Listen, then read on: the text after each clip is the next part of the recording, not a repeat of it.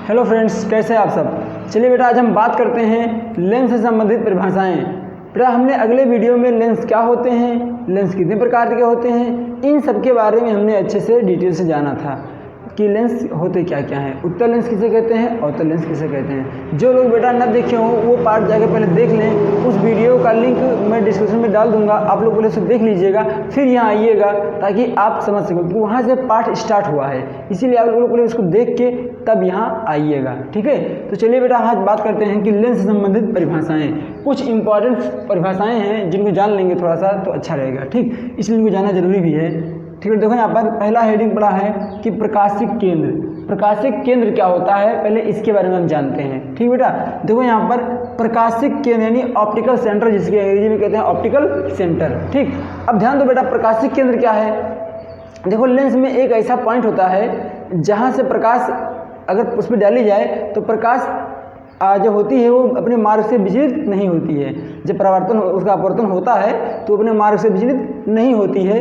उसी पॉइंट को हम क्या कहते हैं, प्रकाशिक केंद्र कहते हैं। जैसे देखिए यहाँ पर लिखा है हमने कि लेंस के मुख्य अक्ष पर स्थित वह बिंदु जिससे होकर जाने वाली प्रकाश की किरणें अपवर्तन के पश्चात बिना विचलित हुए सीधे निकल जाती हैं। बिना विचलित हुए सीधे निकल जाती हैं, मतलब ये हो बेटा कि वो भटकती नहीं है। जैसे आप लोग पढ़े हो ना कि अपवर्तन में क्या होता है, प्रकाश जब अपवर्तन होता है तो लेंस अपने मार्ग से विचलित हो जाता है ना। तो इसी घटना को हम प्रकाश का अपवर्तन कहते हैं। बट यहाँ पर जब प्रकाशिक केंद्र से जाएगा प्रकाश तो वो बिना विचलित हुए सीधे निकल जाएगा। तो वही लिखा है कि बिना विचलित हुए सीधे निकल जाती हैं। उस बिंदु को प्रकाशिक केंद्र कहते हैं। इसे कैपिटल सी से प्रदर्शित करते हैं, ठीक है, कैपिटल सी से प्रदर्शित करते हैं। जैसे हमने दिखा भी दिया आपको, देखो यहाँ पर ये एक है लेंस। वैसे कौन सा लेंस बताओ बेटा, ये है उत्तल लेंस। कौन सा लेंस है, उत्तल लेंस, ठीक है, लिख देते हैं मैं उत्तल लेंस, ठीक बेटा, ये उत्तल लेंस है। अब ध्यान दो यहाँ पर ये है सी यानी ये पॉइंट प्रकाशिक केंद्र हो गया, समझ में आया ना। और ये प्रकाश किरण देखो आपतित किरण लिखा हुआ है, आपतित किरण जा रही है इससे और सीधे निकल गई है, ये भटकी नहीं है अपने मार्ग से कि विचलित हो जाए, ठीक है ना। इस घटना को क्या होता है, यहाँ पर क्या होता है, इसे हम प्रकाशिक केंद्र कहते हैं कि मतलब वह पॉइंट जहाँ से प्रकाश जाए और सीधे निकल जाए बिना विचलित हुए, इसे हम क्या कहते हैं, प्रकाशिक केंद्र कहते हैं, ठीक। फिर देखो अगला हेडिंग है द्वारक। द्वारक क्या होता है, देखो लेंस का अर्धवृत्ताकार सिरों के व्यास को लेंस का द्वारक कहते हैं। बेटा आप जानते हो ना कि लेंस में दो पार्ट होते हैं, ऐसे वो लेंस होता है ऐसे, है ना, तो उसमें दो पृष्ठ होते हैं, एक ये पृष्ठ एक ये पृष्ठ, दो पृष्ठ होता है ना। तो यहाँ देखो इसको हम बोलते हैं प्रथम पृष्ठ, प्रथम पृष्ठ, इसको बोलते हैं द्वितीय पृष्ठ। क्या बेटा, द्वितीय पृष्ठ, द्वितीय पृष्ठ, ठीक है। तो यहाँ पर दो पृष्ठ होता है, प्रथम पृष्ठ द्वितीय पृष्ठ, समझाने में, ठीक है। तो यहाँ पर देखो, यहाँ पर अब ध्यान दो बेटा, तो इसमें दो पृष्ठ होता है ना, तो इसमें जब एक लंब डालते हैं ये वाला, ये देख रहे हो ना सीधा, यही अर्धवृत्ताकार, इसको काटेंगे तो अर्धवृत्त निकलेगा ना, इसी के व्यास को क्या कहते हैं, द्वारक कहते हैं, ठीक। जहाँ से प्रकाश किरणें मुड़ना शुरू हो जाती हैं वही द्वारक होता है। प्रकाश किरणें बेटा यहीं से मुड़ना शुरू होती हैं, द्वारक से ही ऐसे आएंगी, यहीं से अपने मार्ग से विचलित हो जाएंगे, यहीं से मुड़ जाएंगे, ठीक है। वैसे आपको पता है ना कि हमने बताया था कि उत्तल लेंस जो क्या होता है बेटा, ये प्रकाश किरणों को मोड़ देता है, सिकोड़ता है, अवतल लेंस फैला देता है, ठीक। तो अभी इसको हम और जानेंगे अपसारी और अभिसारी के माध्यम से कि क्या होता है, ठीक। तो पहले बेटा आप लोग ये समझ गए होंगे ना कि प्रकाशिक केंद्र क्या होता है और द्वारक क्या होता है, ठीक।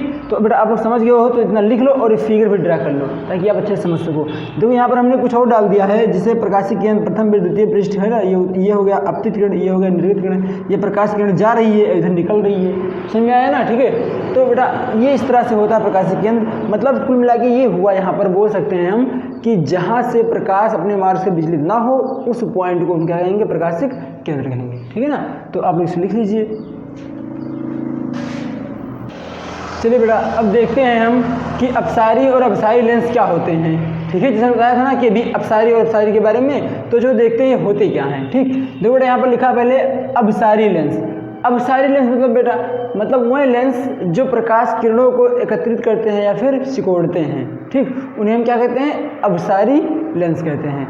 जैसे कि आपको पता होगा ना कि उत्तल लेंस क्या करता है, अपने अक्ष के समांतर आने वाली किरणों को फोकस पर एकत्रित करता है, मतलब वो सिकोड़ देता है, जस्ट ऐसे, है ना। तो क्या होता है, उसे कहते हैं अपसारी लेंस, ठीक है। अर्थात ये हुआ कि जो उत्तल लेंस है वही क्या है, अपसारी लेंस है। समझ आ गया ना, ठीक। तो परिभाषा भी ऐसे हमने लिख दिया है एकदम सेम। उत्तल लेंस अपने अक्ष के समांतर आने वाली किरणों को फोकस पर एकत्रित करता है, मतलब इकट्ठा करता है, जिसे अपसारी लेंस कहते हैं, जिसे कहते हैं अपसारी लेंस कहते हैं, ठीक है ना बेटा। अपसारी नहीं मतलब बेटा यहाँ देखो अपसारी लेंस तो इसी कहते हैं, एकत्रित करता है, यहाँ पर लिखा है अपसरित कहते हैं। क्या बेटा, अपसरित। एकत्रित होना जो होता है ना, फोकस पर एकत्रित होना, उसे हम बोलते हैं अपसरित। क्या बोलते हैं बेटा, अपसरित, ठीक। किसे, एकत्रित होने को क्या कहते हैं, अपसरित कहते हैं, ठीक है ना। तो उसे हम अपसरित कहते हैं, अर्थात उत्तल लेंस को ही क्या कहते हैं, अपसारी लेंस कहते हैं। तुम लोग ये जानो, अगर कोई पूछता है कि अपसारी लेंस क्या होता है, ठीक, तो आप बता देना कि उत्तल लेंस ही क्या है, अपसारी लेंस है। कहीं परिभाषा बताओ तो कहते वह लेंस जो प्रकाश की किरणों को सिकोड़ता है या एकत्रित करता है उसे कहते हैं अपसारी लेंस, ठीक। अपसारी लेंस क्या होता है बेटा, जो प्रकाश किरणों को फैलाता है उसे अपसारी लेंस कहते हैं। फैलाना मतलब अर्थात अवतल लेंस। अवतल लेंस क्या करता है, प्रकाश किरणों को फैला देता है ना, जैसे आप बताया था हमने कि अवतल लेंस क्या होता है, प्रकाश किरणों को फैलाता है, उत्तल लेंस सिकोड़ता है। सेम वही है, देखो यहाँ पर अपसारी लेंस। अवतल लेंस अपने अक्ष के समांतर आने वाली किरणों को फैला देता है, जिसे अपसरित कहते हैं, अर्थात अवतल लेंस ही अपसारी लेंस होता है, ठीक है ना। अवतल लेंस को ही अपसारी लेंस कहते हैं। मेरा थोड़ा सा नाम में बहुत डिफरेंस है, ध्यान रखना। अपसारी, यह है अपसारी, ये क्या है, अपसारी, और ये अपसारी। अपसारी बोलेगा तो उत्तल, अपसारी बोलेगा तो अवतल लेंस। समझ आ गया ना, ठीक।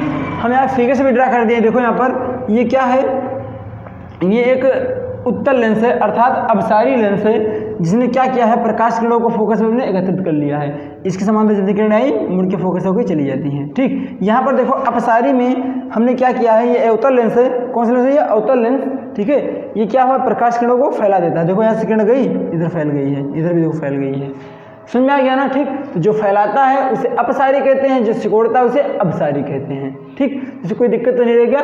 मतलब यह बेटा कि उत्तल लेंस अपसारी, अवतल लेंस अपसारी होता है। तो कोई पूछ ले अपसारी की लेंस क्या होता है, कोई हमने पढ़ा ही नहीं लेंस, ऐसे दो ही पढ़ा है, उत्तल लेंस अवतल लेंस, वही है बेटा, उत्तल लेंस अवतल लेंस ही अपसारी और अपसारी है। समझ में आ गया ना, ठीक है। तो अब इसको बेटा आप लोग नोट कर लो, उम्मीद समझ गए होंगे ना। कोई पूछेगा बता देना, उत्तल लेंस को अपसारी, अवतल लेंस को अपसारी कहते हैं, ठीक। परिभाषा आपके सामने है, नोट कर लो इसको।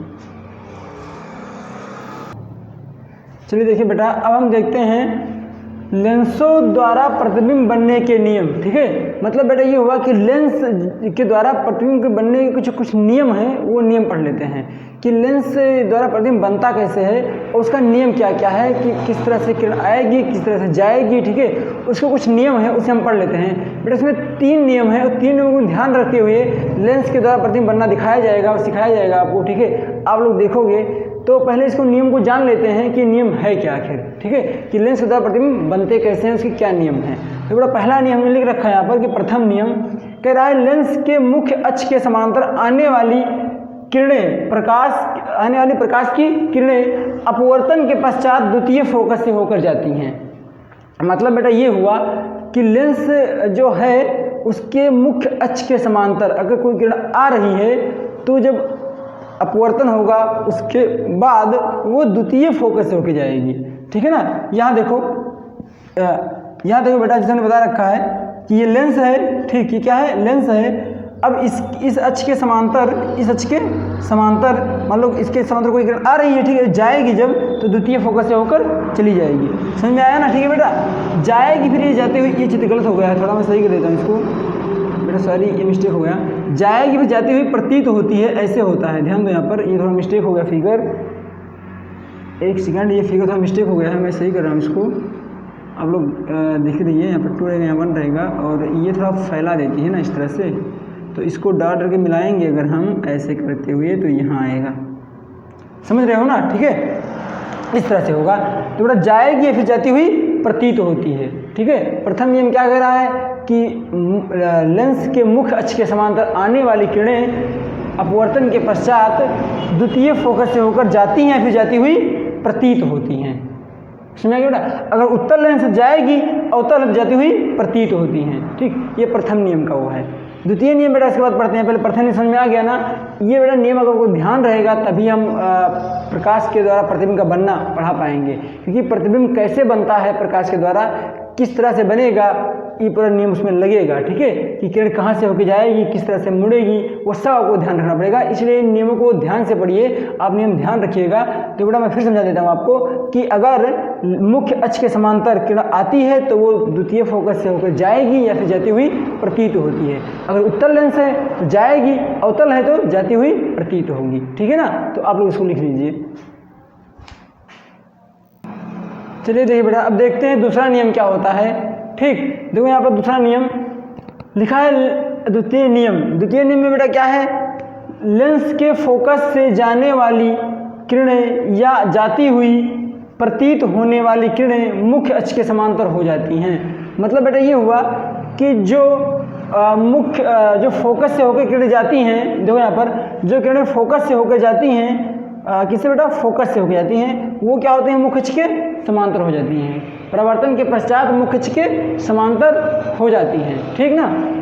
द्वितीय नियम ये कह रहा है कि जो किरणें हैं जो ये फोकस से होकर जा रही हैं, ये मुख्य अक्ष के समांतर हो जाएंगी कब, अपवर्तन के पश्चात, है ना। ठीक, तो ये कह रहा है कि लेंस के फोकस से होकर जाने वाली किरणें अपवर्तन के पश्चात मुख्य अक्ष के समांतर हो जाती हैं। ठीक बेटा, ध्यान दो, हमने बताया ना प्रथम नियम में कि अगर मुख्य अक्ष के समांतर किरण आ रही है तो क्या हो जाएगी, वो फोकस से होकर जाएगी। और बेटा द्वितीय नियम में देख रहे हो कि जो फोकस से होकर किरण अगर आ रही है तो मुख्य अक्ष के समांतर हो जाएगी, जस्ट उल्टा है उसका। ठीक है, यहाँ पर जाती हुई प्रतीत होगी तो वहाँ भी प्रतीत होती रही थी, है ना, तो जस्ट उल्टा है। ठीक बेटा, समझ गए ना। अगर बेटा फोकस से होकर किरण जाएगी तो मुख्य अक्ष के समांतर हो जाएगी, द्वितीय नियम। प्रथम नियम क्या बोला कि अगर फोकस के समांतर आ रही है तो मुख्य अक्ष समांतर आ रही है तो फोकस से होकर जाएगी। समझ गए ना, कन्फ्यूजन है क्या बेटा, तो कन्फ्यूजन ना रखो, ध्यान दो, मैं फिर समझा रहा हूँ। अगर बेटा किरण फोकस से होकर जा रही है तो मुख्य अक्ष के समांतर हो जाएगी, और अगर मुख्य अक्ष के समांतर किरण आ रही होगी, प्रथम नियम में मुख्य अक्ष के समांतर आ रही है तो वो फोकस से होकर चली जाएगी। ठीक, बस एक का ध्यान रखना है बस। अब एक लास्ट नियम बचा है, तृतीय नियम, उसको भी देख लेते हैं, प्लीज मैं कर लो। तो देखो बेटा तीसरा नियम क्या कह रहा है। तीसरा नियम कहता है कि प्रकाशिक केंद्र से होकर जाने वाली प्रकाश की किरणें अपवर्तन के पश्चात क्या होती है, बिना विचलित हुए सीधे निकल जाती हैं। ठीक है बेटा, चाहे कह दो सीधे निकल जाती है, चाहे बिना विचलित कह दो। ठीक है बेटा, मतलब हम लोग पढ़े हैं ना अभी प्रकाशिक केंद्र। प्रकाशिक केंद्र क्या होता है, प्रकाशिक केंद्र वह बिंदु होता है जहाँ से प्रकाश किरणें सीधे निकल जाती हैं बिना विचलित हुए। तो वही तो ये भी कह रहा है कि प्रकाशिक केंद्र क्या होता है बेटा इसमें नियम में, कि अगर कोई किरण प्रकाशिक केंद्र से होकर जा रही है तो वो सीधे निकल जाएगी, विचलित होगी ही नहीं। समझ में आ गया, देखो यहाँ पर सीधा। ठीक ना, तो वही है, प्रकाशिक केंद्र से जितने भी किरणें जाएंगी वो सीधे निकल जाएंगी, कहीं विचलित उनको होना ही नहीं है, ना इधर मुड़ेंगी ना उधर मुड़ेंगी। ठीक है ना, वो चाहे अवतल लेंस हो चाहे उत्तल हो, दोनों में बेटा होता है। अगर प्रकाशिक केंद्र से जा रही किरण तो वो सीधे निकल जाएगी। यहाँ आप देख रहे हो ना, उत्तल लेंस है, इससे भी सीधे निकल गई है, ये अवतल है, ये उत्तल है, दोनों में देख रहे हो सीधे निकल गई है, ना ये फैलाया है ना ये सिकोड़ा है। समझ में आया ना। ठीक, ये सिकोड़ देता है ना, ये फैला देता है, लेकिन ये प्रकाशिक केंद्र से किरण जा रही है, इसीलिए ये ना फैलाएगा ना सिकोड़ेगा, सीधे निकल जाएंगे, जैसे थी सेम वो चले जाएंगी। ठीक है ना, तो आप समझ में आ गया होगा ना। तो बेटा ये 3 नियम थे, इनको थोड़ा ध्यान रखिएगा। अब इसके बाद बेटा आएगा मेरा टॉपिक जो है लेंस द्वारा प्रतिबिंब का बनना। ठीक, तो पहले इसके आप लोग नोट कर लीजिए इतना। चलिए देखिए बेटा, अब हम बात करते हैं लेंसों द्वारा प्रतिबिंब का बनना। ठीक, आज का जो टॉपिक है लेंसों द्वारा प्रतिबिंब का बनना, यानी लेंस के द्वारा प्रतिबिंब कैसे बनते हैं। ठीक, तो बेटा पहले हम पढ़ेंगे कि उत्तल लेंस द्वारा प्रतिबिंब का बनना। वैसे लेंस 2 तरह के होते हैं ना, एक उत्तल और एक अवतल। ठीक, तो पहले पढ़ेंगे उत्तल लेंस द्वारा प्रतिबिंब का बनना, फिर पढ़ेंगे अवतल लेंस द्वारा प्रतिबिंब का बनना। ठीक, तो आइए यहाँ पर देखते हैं। पहले बेटा पढ़ते हैं उत्तल लेंस द्वारा प्रतिबिंब का बनना, यानी उत्तल लेंस के द्वारा प्रतिबिंब कैसे बनते हैं और किस प्रकार बनते हैं। तो यहाँ पहला हमने हेडिंग कर रखा है कि उत्तल लेंस द्वारा प्रतिबिंब का बनना। इसमें बेटा है पहला, जब वस्तु तुम्हारा कहाँ पे हो, अनंत पर हो। देखो बेटा इसमें आपको 6 केस पढ़ना पड़ते हैं, 6 स्थितियाँ होती हैं। ठीक, तो इसमें पहले स्थिति पढ़ेंगे कि वस्तु कहाँ पर है, अनंत पर है। देखो बेटा इसमें होता क्या है कि वस्तु पहले दूर रखते हैं, फिर धीरे धीरे वस्तु को हम करीब लाते जाते हैं। पहले अनंत पर रखेंगे, फिर अनंत और फोकस के बीच में लाएंगे, फिर वक्रता केंद्र के बीच में लाएंगे, ठीक है, ऐसे फिर प्रकाशिक केंद्र के बीच में लाएंगे। मतलब ये हुआ कि वस्तु को हम धीरे धीरे नज़दीक लाते जाते हैं और फिर देखते हैं कि प्रतिबिंब की स्थिति कैसी रहती है, कैसी होती है, ठीक है। इसे समझ लीजिए, थोड़ा सा समझने का प्रयास करते हैं। देखो बेटा, मान लो ये क्या है, ये मान लीजिए यहाँ पर लेंस रखा हुआ है और यहाँ पर हम कोई ये मार्कर कोई वस्तु रखा हुआ है, ठीक। तो इसको पहले अनंत पर रखते हैं, काफ़ी दूर रखते हैं, तो इसका प्रतिबिंब क्या होगा ये देखेंगे। इसके बाद बेटा फिर देखेंगे थोड़ा नज़दीक आ जाएगा वस्तु, तो फिर क्या होगा, इसका और नज़दीक आ जाएगा, तो फिर क्या होगा, इसके बाद और नज़दीक आ जाएगा तो क्या होगा, ठीक है। तो इसका प्रतिबिंब कैसा होगा, क्या बने, कैसे बनेगा, इसके बारे में हम बात करेंगे, ठीक है। तो आइए पहले देखते हैं बेटा कि हमारा है जब वस्तु अनंत पर हो तब, ठीक है। वस्तु अनंत पर है तो इसका प्रतिबिंब कैसा होगा, क्या बनेगा, ठीक। देखो यहाँ पर जब वस्तु अनंत पर स्थित होता है तो उसका प्रतिबिंब वास्तविक उल्टा वस्तु से छोटा हुआ लेंस के द्वितीय फोकस पर बनता है। समझ में आया ना बेटा। जब वस्तु कहाँ पर होगा, अनंत पर होगा, तो क्या होगा, उसका प्रतिबिंब जो होगा वो क्या होगा, वास्तविक होगा, उल्टा होगा और वस्तु से छोटा होगा और दर्पण के द्वितीय फोकस पर बनेगा, ठीक है बेटा, ध्यान दो। वैसे ही देखो बेटा, अगर कोई चीज़ दूर रखी हुई है, काफ़ी दूर, तो उसका प्रतिबिंब जो होगा वो उस वस्तु से छोटा होगा। जैसे आप देखने का प्रयास कीजिए, जैसे मार्कर मान लीजिए है, तो यहाँ हम लिए हुए हैं तो आपको छोटा दिखाई दे रहा होगा, लेकिन अगर बेटा इस मार्कर को हम थोड़ा कैमरे के सामने ले आएँ तो क्या आपको बड़ा दिखाई दे रहा होगा, है ना। तो हुआ क्या कि बेटा देखो, जब प्रतिबिंब होता क्या है, अगर दूर रहेगा तो छोटा दिखाई देगा, नज़दीक रहेगा तो बड़ा हो जाएगा, ठीक है। जैसे देखो बेटा, अब इसका प्रतिबिंब इससे भी छोटा दिखाई दे रहा होगा, मार्कर से भी छोटा, लेकिन जब मैं इसको करीब ले आऊँगा तो जिसका प्रतिबिंब है ये मार्कर से भी बड़ा दिखाई दे रहा होगा कि बहुत बड़ा मार्कर है ना। तो ये होता है कि वस्तु हमारा जब बेटा अनंत पर रहता है तो उसका जो प्रतिबिंब होगा वो बहुत छोटा होगा, वस्तु से छोटा होगा, और बेटा जब उसको हम थोड़ा करीब लाएंगे तो धीरे प्रतिबिंब क्या होगा, बढ़ता जाएगा। आप देखते जाइए, पूरी केस में हम दिखाएंगे, आप देखोगे धीरे धीरे कि ये वस्तु की जो प्रतिबिंब है ये धीरे धीरे बड़ी होती जाएगी। अभी तो वस्तु छोटी है ना, तो धीरे धीरे बड़ी होती चली जाएगी जैसे हम इसको वस्तु को नज़दीक ला देंगे। अभी तो मेरे इसमें पता ही नहीं है कि वस्तु कहाँ पर है, हमने क्या मान लिया है कि वस्तु अनंत पर है। अभी वस्तु बहुत दूर रखा हुआ है, इसको हम जानते ही नहीं कहाँ पर रखा है, तो प्रकाश किरण कहीं से आ रही है, इसका प्रतिबिंब यहाँ बन रहा है, बहुत छोटा सा बन रहा है, ठीक। वस्तु बहुत बड़ा होगा, पता नहीं कितना बड़ा है, बहुत दूर है ना, इसलिए, ठीक। तो ये हो जाता है पहला केस। तो देखो बेटा, इसमें समझ में आ गया ना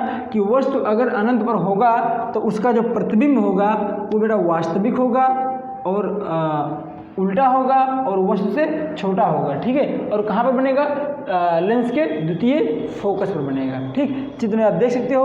देखो बेटा, यहाँ पर जो है ये फ़ोन है, ये फ़ोन मतलब क्या, प्रथम फोकस, F2 मतलब द्वितीय फोकस। देखो हम जानते हैं ना कि फोकस से, अभी पढ़े हो नियम में कि फोकस से होकर फोकस